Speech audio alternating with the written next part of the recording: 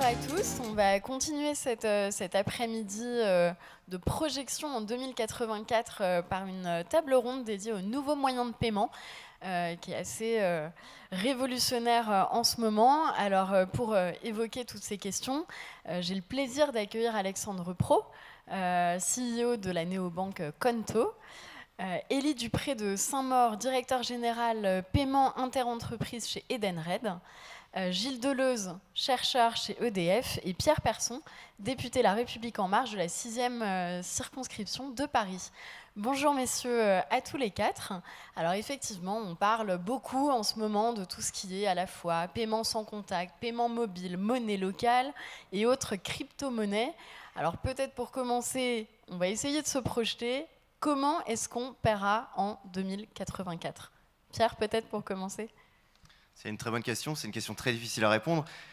D'ailleurs, dans mon rapport que je rendais hier sur la question de savoir qu'est-ce que sera la technologie en 2020-2021, je me suis refusé à faire des pronostics, alors essayer de se plonger en 2084, ça va être encore plus long. Ce qui est sûr, c'est que les usages vont changer. Nos concitoyens demandent plus de transparence, plus d'efficacité dans les usages, et donc la technologie va continuer à accompagner.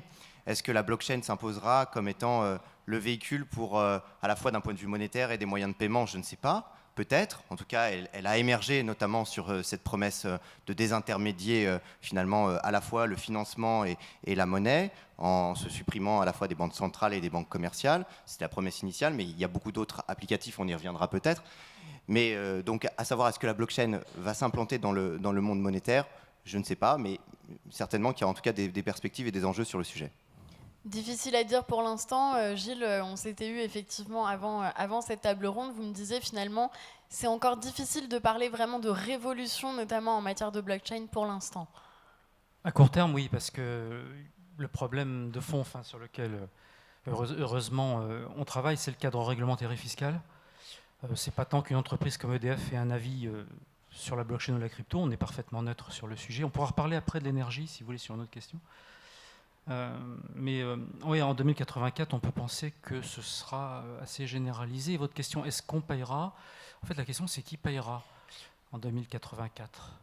On peut très bien imaginer des tickets de métro numériques dont le prix variera en fonction de l'heure, de l'énergie qui est utilisée au moment où le métro va rouler et du monde qu'il y a dans le métro, qui donne en plus une information sur l'origine de l'énergie lorsque le métro a roulé. On peut imaginer d'autres choses, par exemple... Dans la maison du futur, on peut imaginer qu'il y ait toujours 2 parents, 2 enfants, peut-être un chien et un chat à intelligence augmentée, qui sait, pauvre bête. Et la question, c'est de savoir qui achètera l'électricité dans cette maison. C'est peut-être pas le chien et le chat, ni les enfants, ni les parents, c'est peut-être les voitures ou l'électronique, etc. Et qui vont vraisemblablement utiliser des crypto-monnaies pour le coup, pour des raisons techniques. Et juste pour finir, en 1963, Philippe Cadic, je ne sais pas si vous connaissez, c'est l'auteur de Ubik en particulier, donnait dans son roman l'existence d'une porte qui avait besoin de jetons pour être ouverte. Évidemment, le héros du roman étant fauché, il n'avait plus les jetons pour ouvrir la porte. Bon, ça fait référence au système de comptage à jetons qu'il existait pour les compteurs en Angleterre, aux États-Unis. Ça peut être un cauchemar, mais on voit bien que IoT, blockchain 5G, ça fait quelque chose qui pourrait ressembler à ça en 2080. Alors il y a la question effectivement de qu'est-ce qu'on paye, pourquoi, et puis il y a aussi la question des supports. Chez Edenred, c'est quelque chose que vous voyez un petit peu au quotidien. Comment est-ce qu'on payera en 2084 ? Est-ce qu'il y a des choses où effectivement on peut se dire que ça va se développer dans les années à venir ? Oui, alors ce dont on peut témoigner chez Edenred, c'est la rapidité, je dirais l'accélération du rythme d'innovation dans les supports de paiement. On est une société qui, pendant plus d'une trentaine d'années, a vendu des titres papier. Et depuis une dizaine d'années, qui fait des cartes de paiement, depuis 2 ans du paiement mobile et depuis 6 mois du paiement par API. Et donc, ce qu'on constate, nous, dans notre métier, c'est vraiment une accélération du rythme d'innovation et une accélération aussi de l'adoption de ces nouveaux modes de paiement par les utilisateurs. Pour vous donner un exemple, sur un de nos marchés en Europe, où historiquement ça prenait à peu près 1 an de migrer 10% de la base utilisateur de j'utilise des tickets papier à j'utilise des cartes de paiement.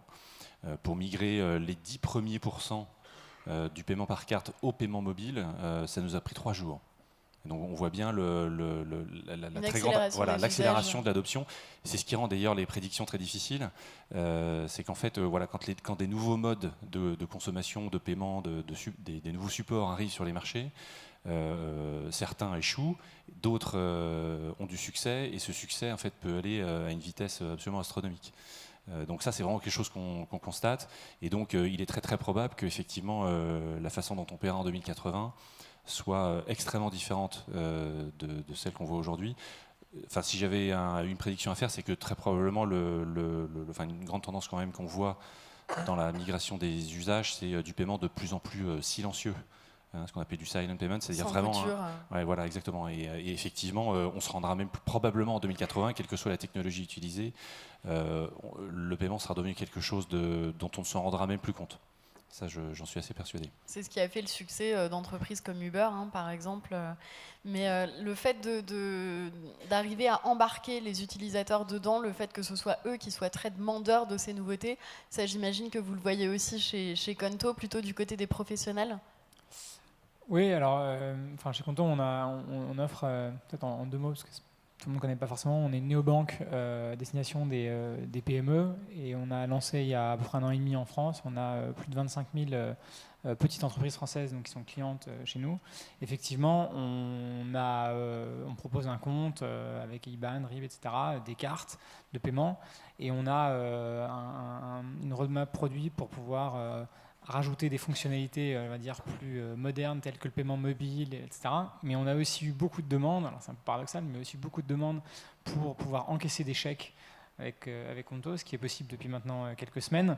Donc on voit qu'il y a un peu, j'allais dire, il y a à la fois beaucoup d'innovations et beaucoup de choses nouvelles qui arrivent, mais il y a en même temps encore beaucoup de gens, beaucoup d'entreprises dans notre cas, qui veulent utiliser les moyens de paiement, on va dire, très traditionnels, tels que les chèques, alors qu'ils sont une spécificité française, mais donc il y a les deux, c'est-à-dire il y a beaucoup d'innovations, mais il y a aussi des moyens de paiement que les gens veulent continuer à utiliser, quoi.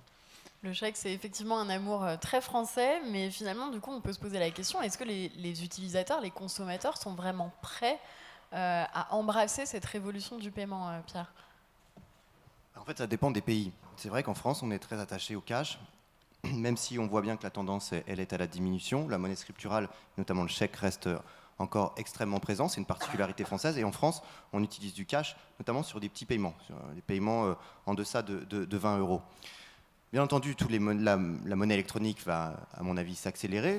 La prise en compte, son usage va tendance à s'accroître. Mais on voit bien que la France, d'ailleurs, est plutôt conservatrice sur le sujet. Les Chinois utilisent WeChat pour payer, pour régler leurs transactions, alors que nous, en France, on a peu d'applicatifs qui sont utilisés pour payer. Vous voyez rarement des gens payer avec leur téléphone portable à la caisse d'un supermarché. Donc tout ça fait que vous allez avoir sûrement une accélération des usages qui sont difficiles à prédire, qui vont évoluer en fonction finalement de s'ils arrivent à s'implanter dans les mœurs et les coutumes de nos concitoyens. Et puis ça va dépendre aussi des mentalités. Les Français sont très attachés au liquide. Moi je pense que pour des questions, et on parle souvent de la blockchain, du bitcoin sous l'angle du blanchiment, du financement du terrorisme, aujourd'hui, le blanchiment et le financement du terrorisme intervient très souvent en cash. Moi, je propose notamment à ce qu'on réduise drastiquement le cash. Vous avez vu, je crois qu'au 1er janvier, on ne peut plus, en tout cas la Banque Centrale Européenne n'émet plus de billets de 500 € parce que c'était le billet le plus utilisé d'un point de vue délictuel. Et donc, on va tendre à réduire le cash. Moi, je propose qu'en 2030, on se pose la question de savoir si finalement l'euro, le billet d'euro est encore quelque chose de moderne et qui peut être utilisé. Il y a une vraie responsabilité aussi des pouvoirs publics dans cette révolution-là, de dire finalement, effectivement, on va réduire la monnaie scripturale, on va plutôt préférer les virements, des moyens de paiement dématérialisés, que ce soit pour les impôts, que ce soit pour pas mal d'interactions avec l'administration. C'est aussi une responsabilité des pouvoirs publics à ce niveau-là. Le rôle des pouvoirs publics, c'est d'anticiper. Et puis c'est d'accompagner. Le rôle des pouvoirs publics, c'est pas d'imposer. C'est nos concitoyens qui, dans leurs actions au quotidien, leurs usages, font le choix d'utiliser soit une carte bancaire ou du liquide. Après, c'est sûr qu'il y a des risques qui sont associés à des moyens de paiement et donc il faut travailler là-dessus. La monnaie électronique permet une meilleure traçabilité. Là, la preuve de la blockchain, c'est que très souvent, le paradoxe, c'est qu'on dit voilà, c'est anonyme, mais elle est aussi extrêmement traçable. Donc finalement, vous avez une clarté, une transparence dans les transactions. Puis par ailleurs, c'est la promesse de désintermédier absolument l'émission monétaire, et une monnaie banque centrale tokenisée, pour moi, revêt un côté un peu futuriste, mais qui, je pense, doit intéresser les pouvoirs publics. Gilles, la traçabilité, on en avait parlé, effectivement, vous me disiez, finalement, c'est ce qui peut faire aussi bien peur à certaines autorités et en même temps en attirer d'autres qui peuvent y voir un moyen aussi de voir ce que font leurs concitoyens, finalement. Oui, quand on observe la Chine, bon, on voit bien que leur avance est liée au fait qu'ils partent de loin. Hein. Quand on est un petit peu en retard, on peut faire des sauts et se retrouver en premier. La France, elle va comme un système financier relativement surstabilisé, ce qui fait qu'il n'a pas forcément besoin d'une grande révolution non plus. Il peut être un peu plus lent. Mais c'est vrai que si on analyse les développements crypto de pays comme la Chine et la Russie, on voit bien qu'il y a le souci de faire sa propre crypto pour contrôler sa population et ses échanges. Donc c'est assez agnostique, une technologie. Ouais, après, si on parle de traçabilité, moi, ce qui me semble intéressant, c'est qu'on va pouvoir tracer aussi l'origine de production de la monnaie. Juste de petits chiffres, l'or et les billets de banque consomment à peu près 140 TWh d'énergie de production. C'est à peu près le 10e de ce qu'on consomme pour les NTIC dans le monde, hein, qui représente lui-même Japon plus Allemagne en énergie. Il y avait une table ronde tout à l'heure sur ce sujet. Le minage du Bitcoin, c'est 15, c'est-à-dire c'est le 10e de ce qu'on consomme pour produire l'or et les billets de banque chaque année. Donc il faut relativiser l'aspect Bitcoin gouffre énergétique. Il n'est pas impossible que si on gère ça correctement, mais c'est la condition, on arrive à faire en sorte que les crypto-monnaies diminuent l'empreinte écologique du système financier. Il faut le faire bien, ce n'est pas toujours le cas, mais c'est un défi. C'est une possibilité intéressante.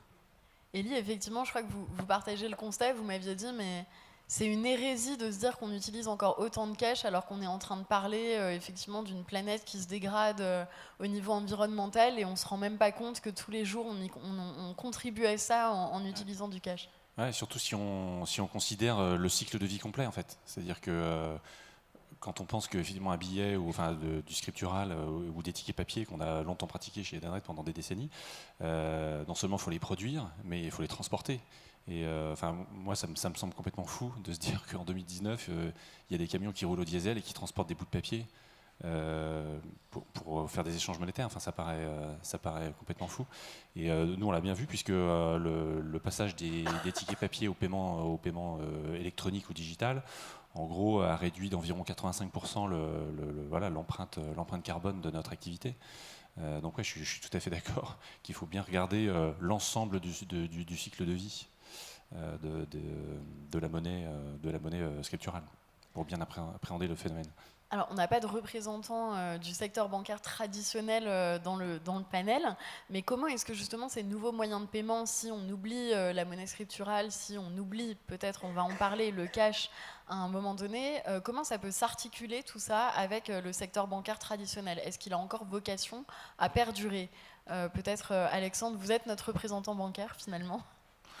C'est rare, on me dit ça, mais je pense que il y a pas vraiment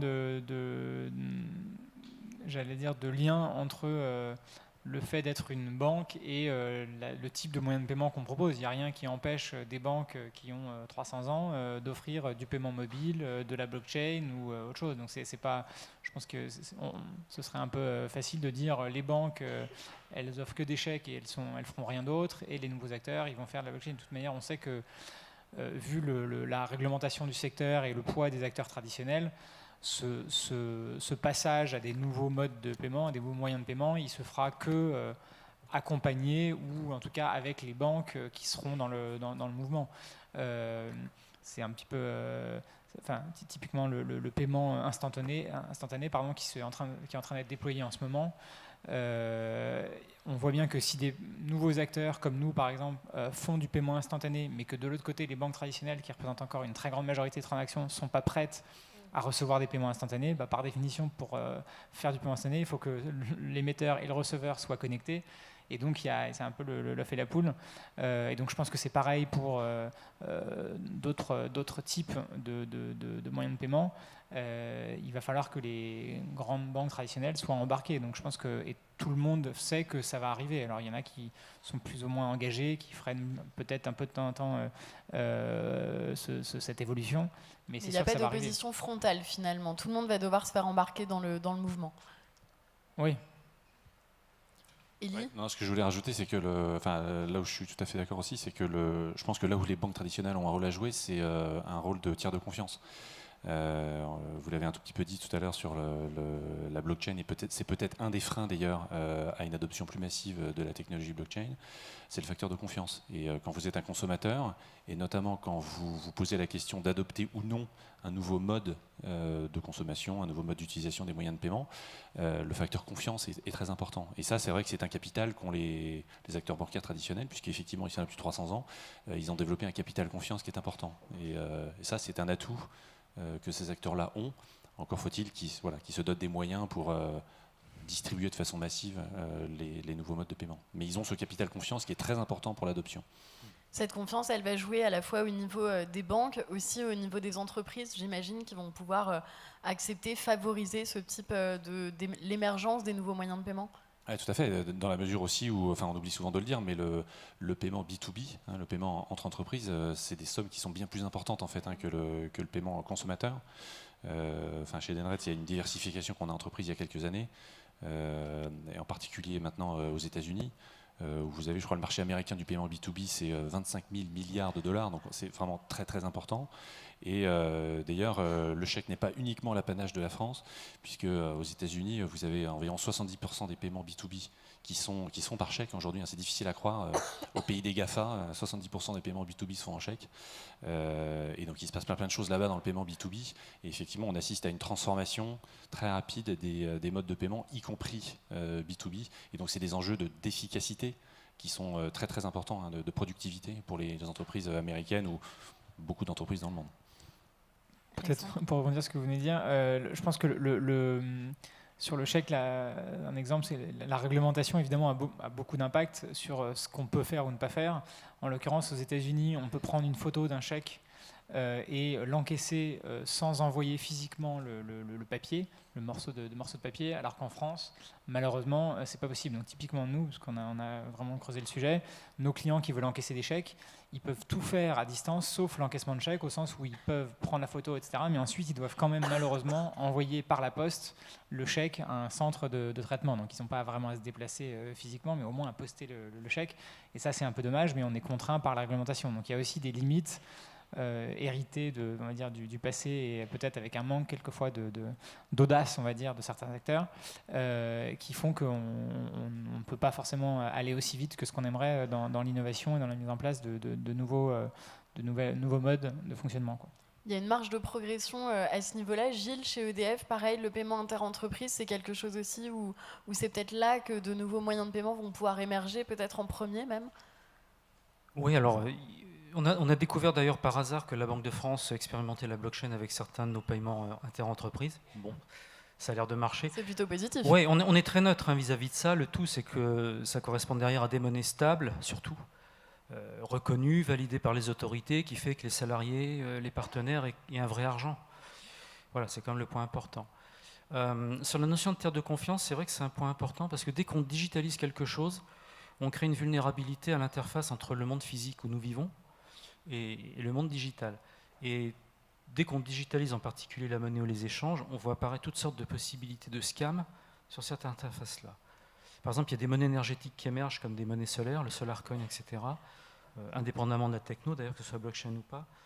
Elles ont toute une vulnérabilité, c'est qu'aucune ne valide la réalité des actifs de production qui sont utilisés.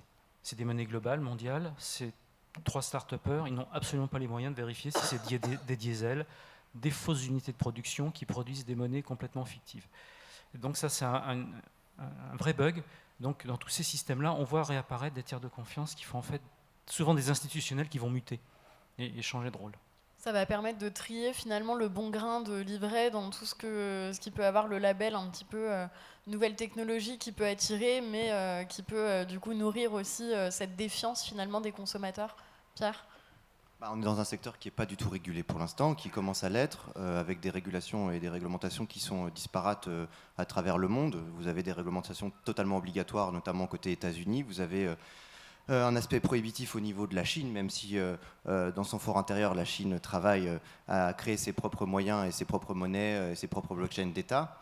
Donc généralement, il va falloir en effet accompagner pour que on aide à la fois les acteurs et les entrepreneurs, ceux qui sont dans une logique constructive, hein, donc j'écarte toutes les arnaques et les scams, et puis et qui puissent continuer à faire de la recherche et développement pour porter de nouveaux projets. La vraie question sur le secteur bancaire, c'est qu'aujourd'hui, la plus-value de la banque, c'est en effet d'être un tiers de confiance. C'est le point entre A et B qui échangent de l'argent et qui vérifie qu'entre A dispose bien de l'argent et B qui recevra bien l'argent. La promesse de la blockchain, c'est de désintermédier tout ça. Donc très certainement, tous ces acteurs dont leur plus-value est l'intermédiation devront muter avec une autre plus-value, une plus-value de conseil, une plus-value relative au service. Et donc ce ne sera plus eux qui détiendront finalement le monopole de la confiance. Mais les tiers de confiance ne disparaîtront pas complètement. On le voit bien, il y a aujourd'hui des blockchains qui demandent pour des vérifications de transactions l'intervention d'un tiers et d'un tiers de confiance. Donc tout ce système va évoluer, mais il ne va pas complètement disparaître. Et alors, Gilles, pendant la préparation, vous m'aviez dit justement que pour susciter cette confiance aussi chez les consommateurs, c'est vraiment notamment les utility tokens qui vont pouvoir finalement crédibiliser en quelque sorte l'intérêt de la blockchain et l'intérêt de ces monnaies. Oui, alors je pense qu'il faut faire j'essaie de faire une différence entre les crypto-monnaies et les utility tokens. Je pense que c'est des choses assez différentes. En gros, pour faire simple, quand je parlais tout à l'heure du ticket de métro qui contient une quantité d'informations et qui vit avec le contexte, ça devient presque un utility token. Alors il y a des tas de rêves pour inciter les gens à des comportements vertueux. Ça a des limites, c'est-à-dire qu'on ne peut pas monétariser la vertu, enfin ça a des effets de bord assez redoutables. Mais n'empêche qu'il y a un gros potentiel derrière. Qu'il est intéressant d'utiliser. Il y avait un petit dans le journal que vous avez édité là pour l'événement ce matin, il y a tout un article sur une communauté fictive dans les Alpes qui reste à la monnaie.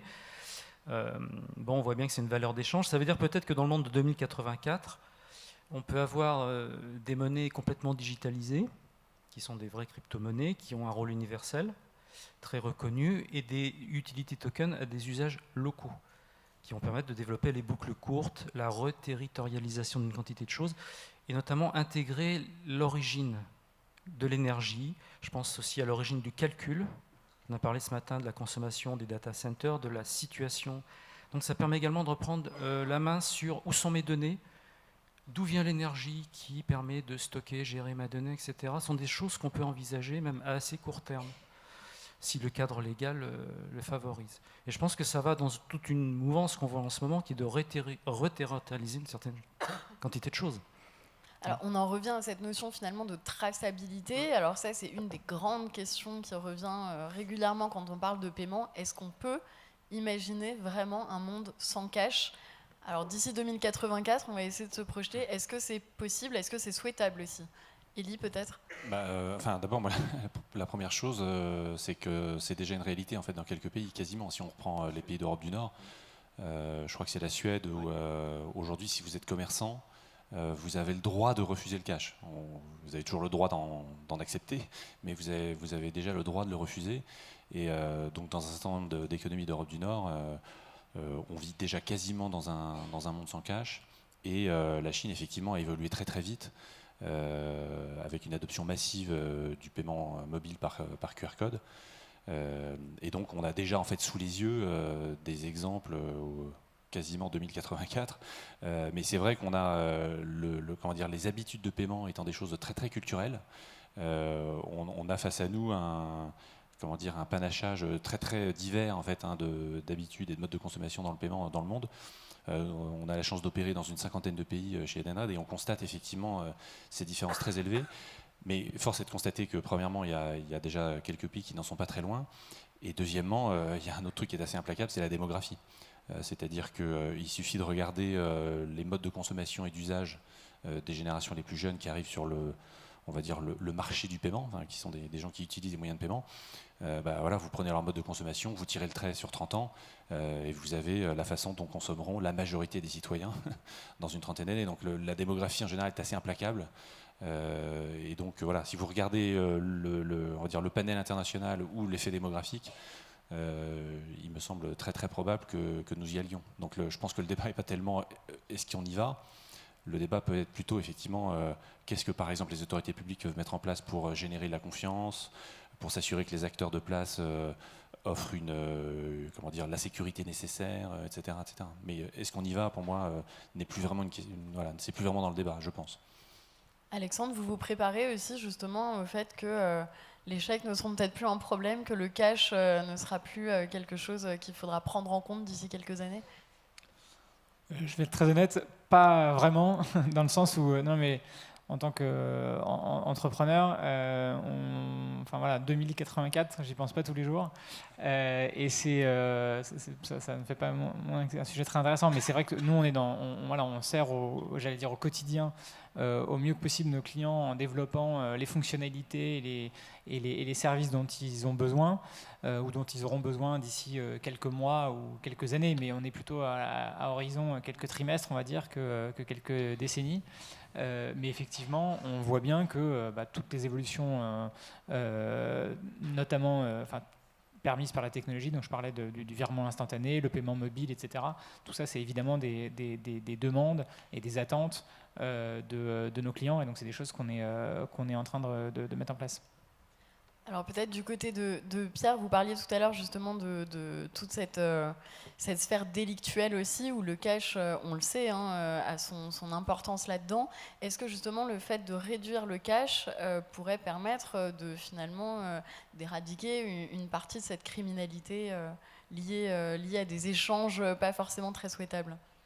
Bon, la criminalité, elle a toujours existé quand la monnaie d'échange c'était le sel, donc Elle se transforme. voilà, c'est tout.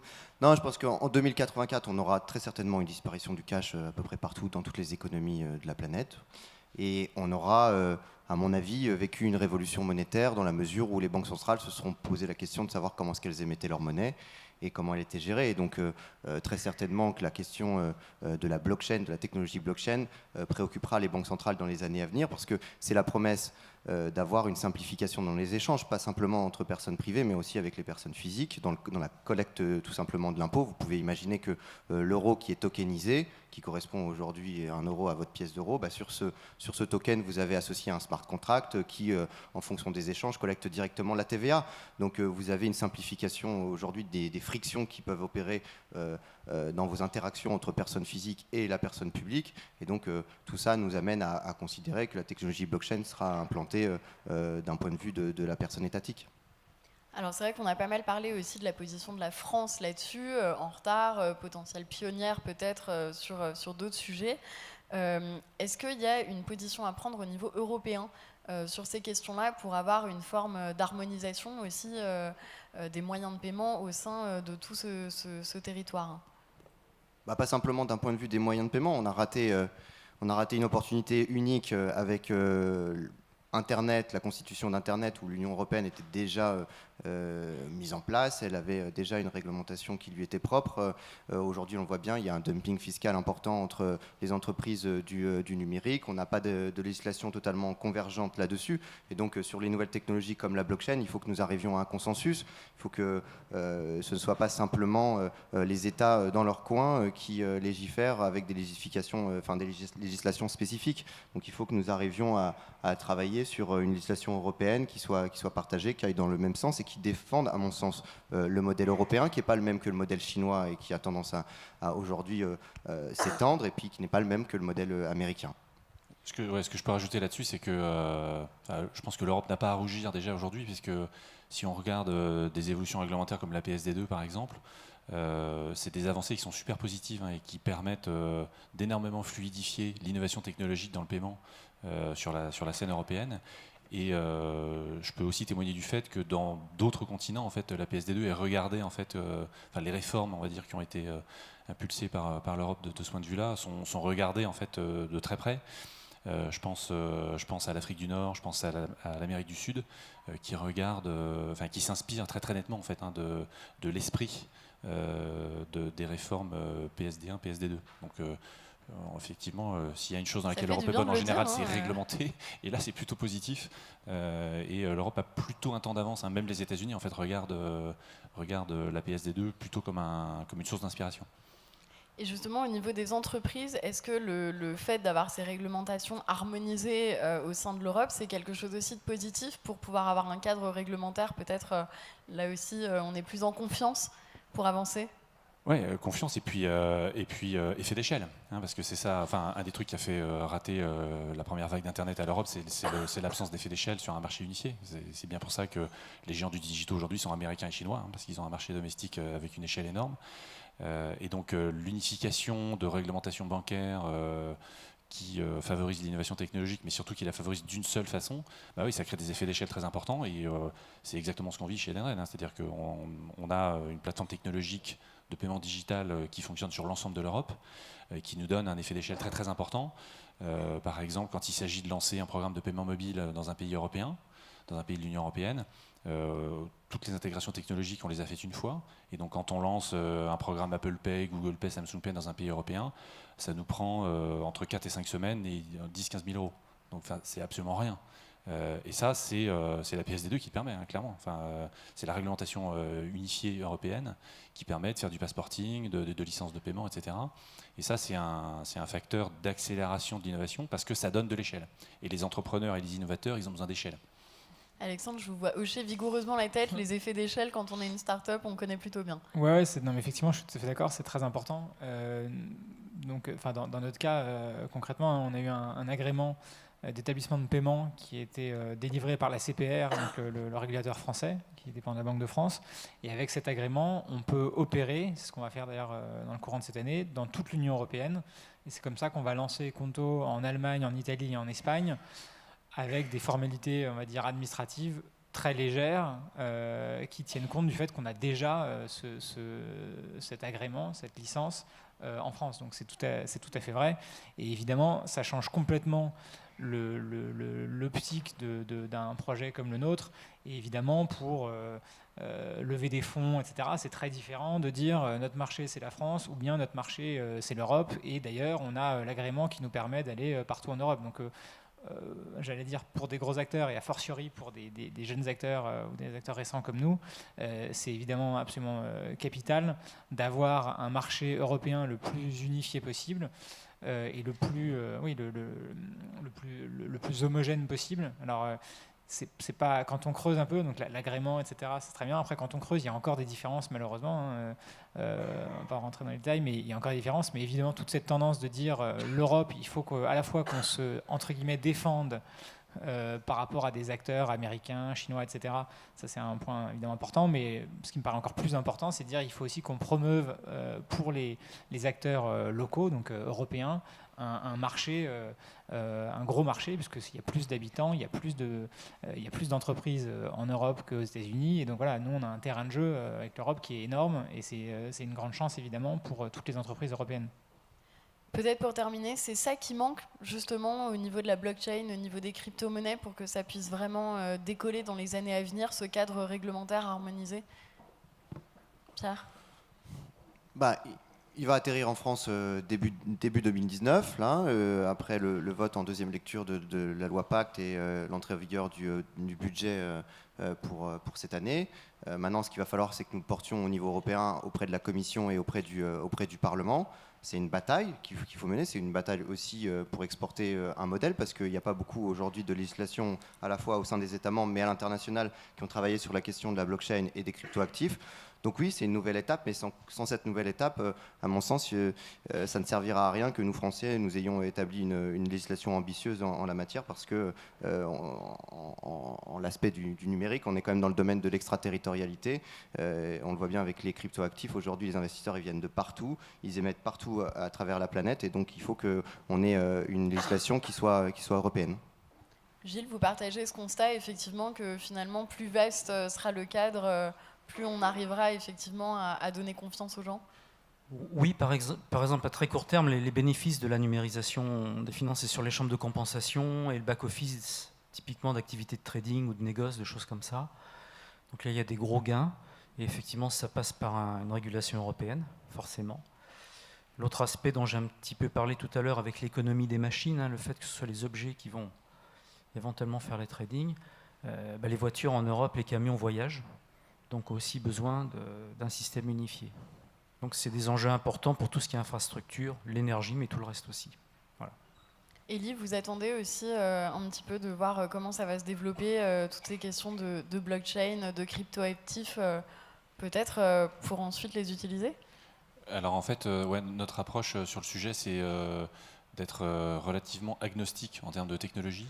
C'est une approche qu'on essaie de toujours avoir et de toujours partir en fait des besoins de nos utilisateurs et comment on peut résoudre leurs pain points du quotidien. Et d'avoir du coup une approche ouais, vraiment agnostique en termes de technologie. C'est-à-dire que c'est pour ça d'ailleurs qu'on s'efforce de leur proposer plusieurs modes de consommation différents. Ça peut être du ticket papier pour encore certains pays dans le monde. Bien sûr, ça peut être de la carte, ça peut être du mobile, ça peut être des API, et ça va dépendre des générations, des pays, etc. Et on le voit bien dans l'adoption d'ailleurs. Hein, c'est-à-dire que on a lancé il y a quelques mois maintenant, je crois qu'on va en reparler plus tard ici même, enfin dans un autre débat, mais on a lancé plusieurs partenariats avec des plateformes de livraison de repas, donc des Uber Eats, des Deliveroo, des choses comme ça, et on voit bien une adoption hyper rapide et massive par des utilisateurs de moins de 30 ans. Et donc ce que je veux dire par là, c'est que on essaie de ne pas avoir une vision totémique des technologies. C'est pas la technologie pour la technologie, et c'est pas la blockchain pour la blockchain. On part des pain points des utilisateurs, quels sont leurs besoins, et on va chercher les technologies qui vont bien pour satisfaire ces besoins-là. Et donc ces technologies, quand elles sont disponibles et qu'elles font du sens, on va aller les chercher. Parce que je pense que ça c'est une des choses qu'on a appris ces dernières années chez Edenred dans le monde du paiement, c'est qu'en fait aujourd'hui le sujet n'est plus vraiment la technologie, c'est-à-dire que la technologie elle est disponible, on trouve toujours de la technologie, on la trouve très facilement à louer, hein, d'ailleurs on n'a plus besoin de la développer soi-même.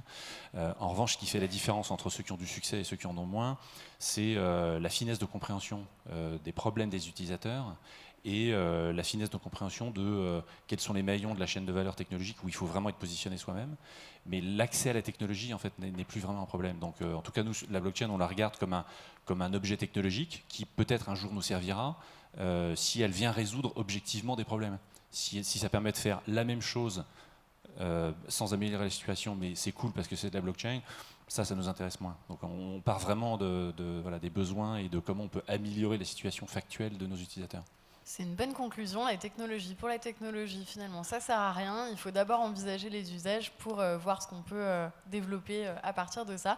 Merci beaucoup à tous les quatre. On enchaînera avec une table ronde autour du magasin, du phygital et puis de tout ce qui concerne le retail, après 5 petites minutes de pause. Merci à tous.